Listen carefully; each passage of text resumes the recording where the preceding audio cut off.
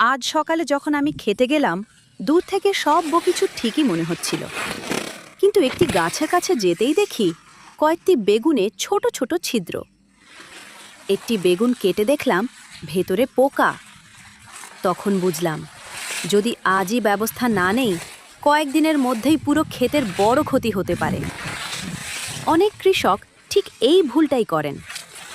বাইরে থেকে গাছ সবুজ দেখলেই ভাবেন সব ঠিক আছে, কিন্তু ডগা আর ফল নিয়মিত পরীক্ষা না করলে পোকা চুপচাপ ক্ষতি করে যায়।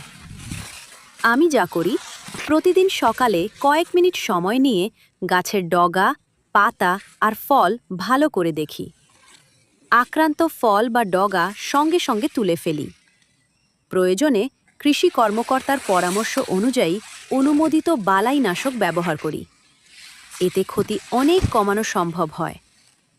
মনে রাখবেন, বড় ফলন শুধু সার বা সেচের ওপর নির্ভর করে না, নিয়মিত পর্যবেক্ষণও সমান গুরুত্বপূর্ণ।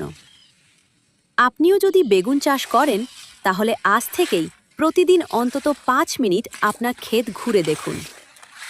এই ছোট অভ্যাস ভবিষ্যতে বড় ক্ষতি থেকে আপনার ফসলকে বাঁচাতে সাহায্য করতে পারে।